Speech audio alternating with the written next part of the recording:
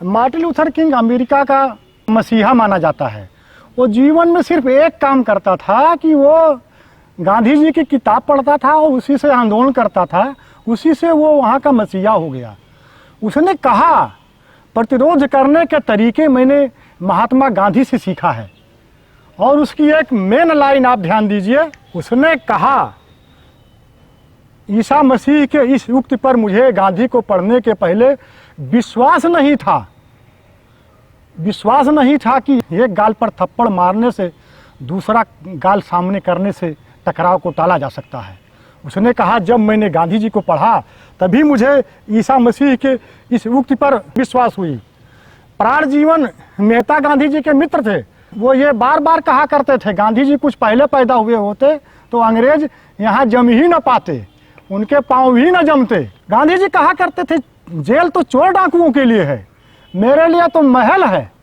मैं जब गिरफ्तार होता हूँ तो जो ब्रिटिश सरकार का मेहमान बन जाता हूँ, मुझे कोई दर्द नहीं है इस बात का। आप समझिए, गोखले और तिलक दोनों लोग कभी एक मंच पर इकट्ठा नहीं होते थे। गांधी जी के कारण दोनों लोग एक मंच पर एक साथ इकट्ठा हो गए। ये क्या है? सबसे बढ़िया उदाहरण मैं देता हूँ। बोअर युद्ध हुआ, साउथ अफ्रीका में बोअर युद्ध हुआ। गांधी जी ने सरकार को लिख के दिया कि हम भी युद्ध में सेवा करना चाहते हैं। अंग्रेज पहले ये मानते थे कि यहाँ के लोग डरते रहते हैं, डरपोक। दूसरा ये मानते थे अपने लाभ हानि से बाहर काम नहीं करते थे। भारतीय जो है बिना लाभ हानि के काम नहीं करते। गांधी जी को देख करके उनका मन चेंज हुआ, उनका व्यवहार चेंज हुआ। उन लोगों ने अंत में इनको एम्बुलेंस सेवा के लिए कहा कि आप जो एम्बुलेंस सेवा में काम कर सकते हैं। तो 2000 लोगों की गांधी जी ने टीम बनाई, चिकित्सा वाला काम करने लगे।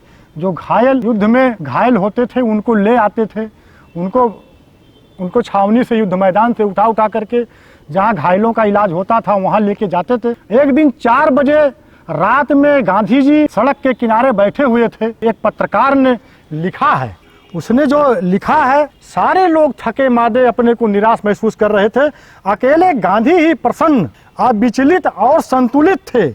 उनकी बाड़ी में आत्मविश्वास की झलक और आंखों में करुणा की ज्योत जगमगा रही थी। तो सिर्फ गांधी ही निराश नहीं हुए थे। पूरा इतिहास देखिए, गांधी कभी निराश नहीं हुए। गीता में जो एक शब्द है स्थित प्रज्ञ, वो गांधी पे एकदम ठीक उनके ऊपर प्रतिबिंबित होती है। लुई फिशर ने लिखा, ईसा को ईश्वर ने छोड़ दिया। अंत में ईसा को ईश्वर ने छोड़ दिया, गांधी को गांधी के लोगों ने छोड़ दिया। और उसने एक लाइन और कहा, गांधी इतने महान थे, गांधी के आदर्श इतने महान थे, इनके देश के लोग अत्यंत निर्बल और कमजोर हैं, जो गांधी की महानता को नहीं समझ सकते हैं। तो पूरा विश्व गांधी की महानता को समझ रहा है। पूरा विश्व गांधीगिरी करने में लगा है, गांधी का संदेश दे रहा है, पैगाम दे रहा है। गांधी को मजबूर विश्व नहीं मानता, सिर्फ हम लोग मानते हैं। हम लोग इसलिए मानते हैं कि गांधी को जानने का प्रयास ही नहीं किए। उनके रास्ते पर चलने के लिए रास्ते पर कोई नहीं चल सकता, लेकिन कम से कम कुछ तो प्रतिबिंब, कुछ तो अच्छा बन सकते हैं। कल ही एक मामला तहसील दिवस में आया। हमने कहा, क्या हुआ दादा? कहे, हमारा बेटा हमको पीटता है, मारता है, भगाता है।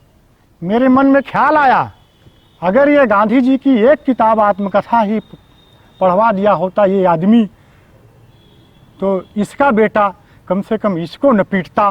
कोई आदमी आत्मकथा पढ़ करके, गांधी को पढ़ करके किसी को दर्द नहीं देगा। दर्द देने वाले लोग जो लोग हैं, समाज में जो दर्द पैदा कर रहे हैं, गांधी को जान जाए, दर्द देने का कॉन्सेप्ट, विचार ही मन में नहीं आएगा।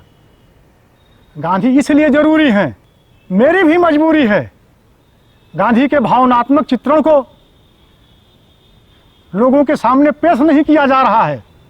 भाषण देना मेरे लिए सबसे टफ काम है, लेकिन गांधी जी के विचारों को, उनके भावनाओं को लोगों को बताना है, डालना है। इसलिए मेरी भी मजबूरी है, लोगों की भी मजबूरी है।